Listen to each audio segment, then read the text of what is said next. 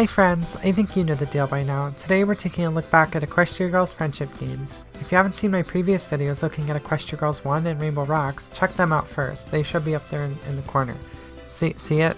I made them very recently.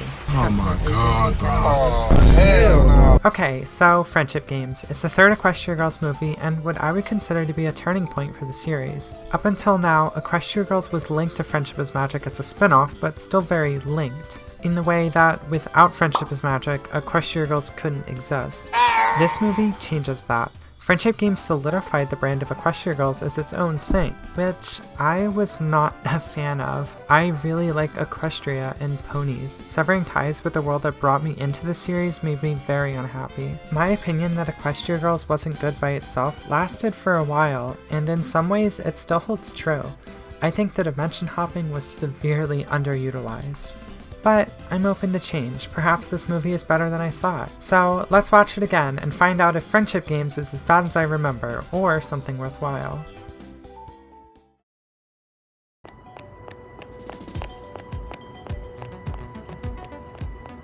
This movie does not open with a shot of the moon. How am I supposed to know this is Equestria Girls? At least it opens with sunset. This tells us she's the main character. Right? She is the main character. Wait a minute. Why would you send all of us an emergency text for a guitar string? She really sent an emergency text just so she could show off to children. Could you imagine getting like an Amber Alert that says Rainbow Dash needs a guitar string? Dear Princess Oh, Twilight. she's texting her girlfriend. What are you doing? This movie's already delivering on what I wanted.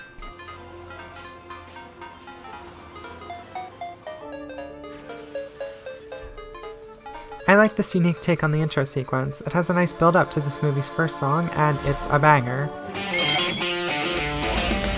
We get to see all the new character designs for the Crystal Prep students and how they're meant to be parallels to the cast. This little shot here of Sunset and Twilight is also pretty cool, since they're sort of parallels as well. Something that's worth mentioning is that this movie went through a rewrite that drastically changed the plot, and maybe Equestria Girls as a whole. An earlier draft of the script had Sunset longing to return to Equestria because human life was boring or something. I'll talk more about it later when we get to the song that was rewritten as well. The credits spoil Spike talking later on. Wow, look at Tony Stark over here. Tony Sparkle?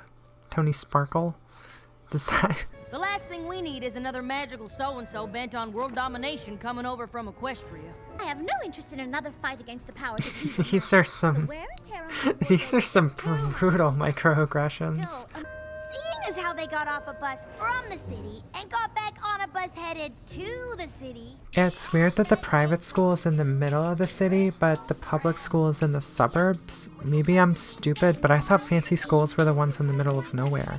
You know, cheaper real estate and all that. Because the Crystal Prep Shadow Bolts are our biggest rivals? Because that's just what the students at Crystal Prep would do. Later, they say they hold the games once every 4 years, so assuming this high school operates from 9th to 12th grade like real life, that means no one at this school has participated in the games before, and they are repeating this narrative based solely on other students' experiences. Seems kind of silly to me. Silly? Well, it's kind of hard to get along with someone who beats you at everything. Well, that never stopped you from kissing Rainbow Dash. To compete in the friendship games. Alright, mandatory school events. Since the games only happen every 4 years. See, I'm sure how you're long can all these students curious stay what at this goes high on. school? You mean other than us losing? You've never lost before if you've never played, Brad. Crystal Prep students are super athletic, super smart, and What are you, trying to get a scholarship? Is this your essay? Crystal Prep. Oh my fucking Crystal Prep was born lucky. Canterlot High was lucky to be born. By the way, I don't really like this song. It's okay, but it's just not up to standards, I guess. Super forgettable. Holy shit, do you forgive her or not? Pay attention to these two, because they're always together. They've already shown up together in the background a bunch, but they are inseparable in this movie. Oh, and totally gay. You know, the way they talk about the magic of friendship really makes it sound like a religion. And the song keeps going. that was amazing. Fluttershy says amazing, cause awesome is copyrighted by Rainbow Dash. We don't need magic to defeat those hoity-toity crystal preppers. Of all the characters to say that line, the last I'd expect is Rarity. Pie eating? Cake eating? That cake is the same cake from the season 2 premiere. Trans-dimensional cake! What happened to the city? Maybe they just filmed this in Universal's backlot? Alright, I never mentioned it before, but William Anderson's score is something to be appreciated. Sorry. He always does a great job and has a few gems, but his work on this movie really just stands out to me.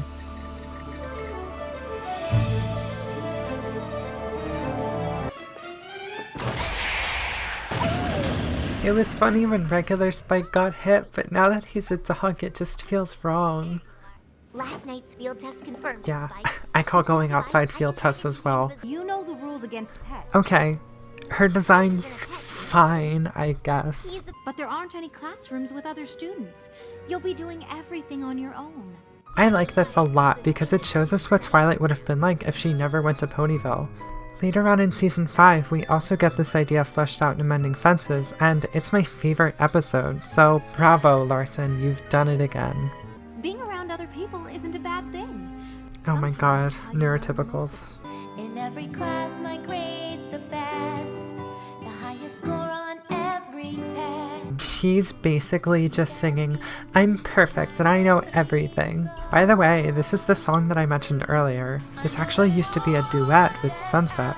Twilight wanting more, feeling lost and empty, and Sunset wanting more as well, wishing to go back to Equestria. That idea sort of tracks with what she said about friendship games being unimportant. I would like to know where they were going with that old script because I can't for the life of me figure out what they were thinking. I like this song, but I don't think it deserves the banger title. It's an okay I Want song, it serves its purpose, but it doesn't really stand out to me. Why, the friendship games, of course. Why the friendship games, of course. I did. Getting that union paycheck, are we, Andrew Francis? Principal Cinch is the villain of this movie. She's a manipulative narcissist, using her powers over Twilight to boost herself up. Grades, even athletics are on the rise. Even women and trans people have rights. This cannot happen. Though I suppose I could also have it denied. She literally blackmails a child so she'll have a better chance at winning a school competition between one other school. It really is a Catholic school. Those headphones look super uncomfortable. Oh my gosh, hold on. The inside of the headphones changed. I wonder if Little Shy saw that. Alright, well clearly Little Shy didn't do his job, so let me just crack my knuckles here. Sunset's guitar changed colors. Hi, Twilight. Hi, Twilight. Hey, you. Looking good. I love this scene. That's gotta be so weird. Good. Now get the fuck out! You are a worthless, friendless little piece of shit whose mommy left daddy. Get the fuck out of my sight before I demolish you. I can still fucking see you, Mini-Me! Motherfucker! Not my fucking bullshit! Fuck you! You never earned anything. God, you are a self-righteous prick. I gotta go. Honestly, I kind of feel bad. This has gotta be so confusing for him. Putting effort into clothes is what I live for. If it's what she lives for, is it really generous? Maybe this is why it took Sunset so long to figure it out, because this makes no sense. By the way, this movie tells us that magic has radioactive properties that can be detected and traced by machinery. This is the kind of stuff I pay attention to. You should have told us you were coming. Darling, That is those not a glasses. friendship smile. That Twilight is obviously the Twilight from this world, so it couldn't possibly be the Twilight from the Point World, so the Twilight from the Point World doesn't have crystal pepper glasses. Pinky has known about Sci-Twi this whole time. She knew Spike's name before she met Pony Twilight. Do you have a twin sister who lives in the city, has a pet dog named Spike that looks just like that one? Suggesting that she's friends with Sci-Twi already. What we needed to defeat them was you. Absolutely based message. Eventually, you gotta grow up and figure it out yourself. Maybe there's another way I could reach you. What? What did you just learn? What in tarnation is she up to? She's just playing Pokemon Go. Twilight, what have you been up to? Me? Oh, I was just... Hi, I'm Pinkie Pie. Oh, hi, I'm Twilight. I know. The fact that Twilight doesn't know Pinkie means that Pinkie has been spying on Twilight and presumably other students as well. I have a headcanon that Pinkie spies on everyone and has a file for each, and a step-by-step plan on how to become friends should they ever meet.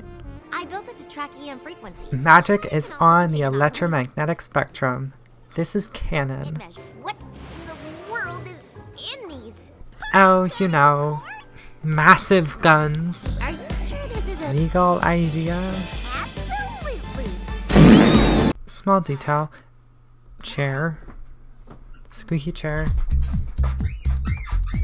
So cool. So cool. Small detail. After getting the portal magic, her thing zapped, and now it's opening portals to the episode Bloom and Gloom. I'm pretty sure that's from Bloom and Gloom. Halfway into the movie, the games officially start. The first half is the academic decathlon, wonderfully summarized from my 6th favorite song in all of Friendship is Magic, Acadecca.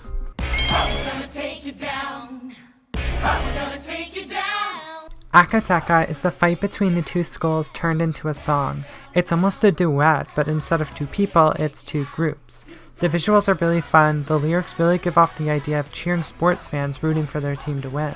The song is competitive, tense, overdramatic, and I love it. At the end, it slows down for Twilight and Sunset, only to build up, raising the tension on who will win the first event. Incorrect.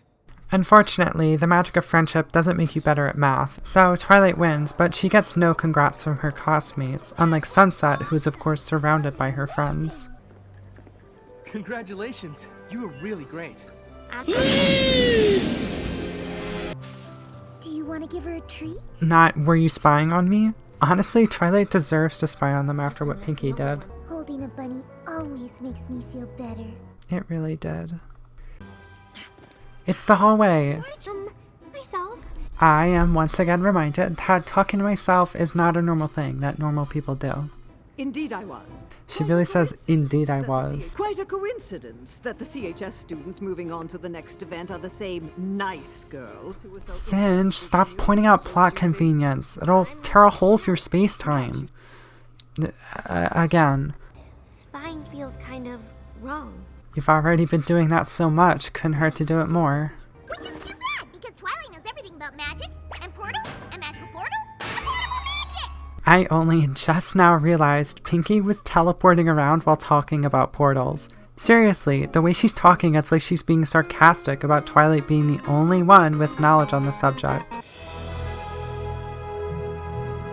Pause. What am I looking at? This massive field was kept a secret for how long exactly? Also, what side of the school are we on? It seems like we're meant to be in the back, but this looks wrong. Where's the library bulb thing on top? What is that back there? Honestly, it would seem more plausible if it was gone, but then it still makes no sense. And look at the archery. You can't hit the targets from there. Am I the only one who thinks this is overkill? No. You will race in pairs, since archery is a standard requirement. Why is archery standard? And finally, motocross. Oh yeah, and motocross. I've seen this movie so many times it's normal, but motocross. Half these kids can't even drive a car and they're driving motorcycles over massive hills.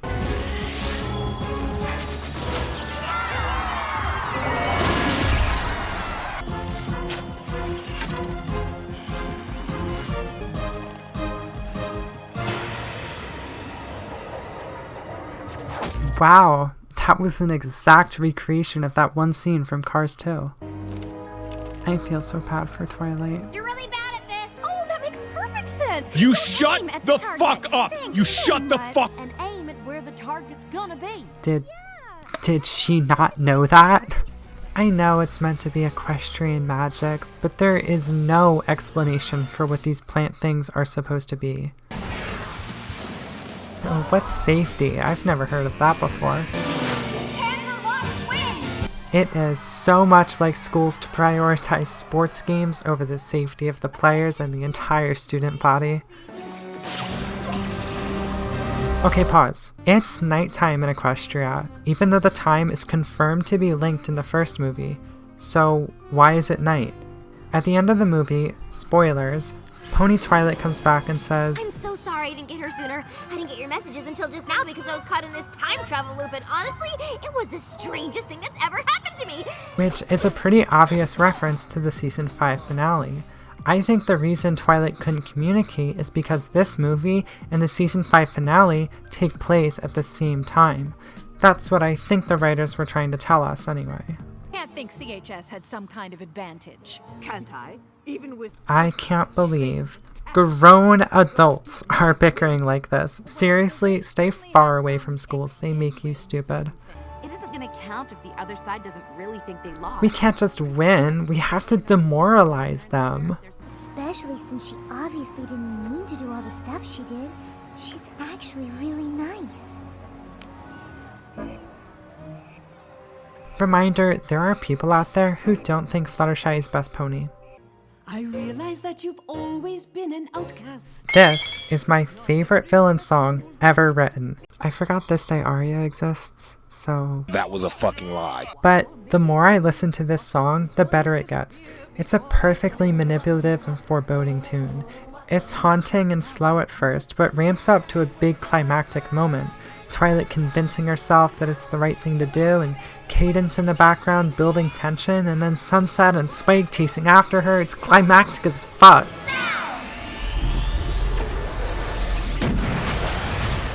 It's my 5th favorite song in all of Friendship is Magic. Incredibly small detail here, but they made her tears evaporate just like Sunset's transformation in the first movie. That's attention to detail. Yep, those are the only ponies in this My Little Pony movie. Did you hear that? I've seen this movie dozens of times, but I only now noticed that Wilhelm scream on this rewatch. Did I just hear the Wilhelm? Cinch is a great villain, by the way. Not as good as the Dazzlings, but they still nailed her. My ass would have been diving into that hole and not looking back. Well, not anymore, but in high school. William Anderson over here. I told you to listen for it. The magic of friendship. I fucking love Sunset Shimmer, holy shit.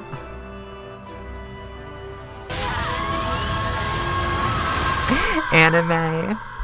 That's ridiculous. Just a reminder, you'll never get an apology from your abusers. I can't wait for her to never get fired and be rich for her whole life. You could transfer to this school instead. Should be easy to transfer, all you have to do is walk in. Plus a literal copy of you already enrolled, so technically you already go here. I'm sure I can count on you girls to help her feel at home. You sure can. Wow! If I had a nickel for every time I befriended a Twilight. I'd have 2 nickels, which isn't a lot, but it's weird that it happened twice, right? I remember so many people trying to figure out what this means, only to realize it meant pretty much nothing. The fact that this is one of the only interactions with Twilight and Twilight is criminal. Credit song, actually another banger. Daniel Ingram does nothing but deliver on all of these songs, it's crazy. Also, I forgot to mention the art in Rainbow Rocks' credits. It's really cool. There's also a bunch of show-style pictures in these credits, and it makes it totally worth watching. Okay, movie over, you can go home and wait another 8 months for the Legends of Everfree video. If you take the time to hit the like button, of course. Also, it might unironically be longer than 8 months because I have a bunch of other videos planned, so... Closing thoughts though, I really like this movie. It could never beat the first 2 as my favorite, but it's really close. This movie's far better than anyone else ever gave it credit for, and I just think that's not right. It has a lot of redeeming qualities and allowed EQG to have its own identity. Okay, bye for real now. I know nobody watches this for anyway, but hey, if you did, thanks. If you like hearing me talk so much, why don't you check out my other videos? I'm quite proud of them. Otherwise, bye!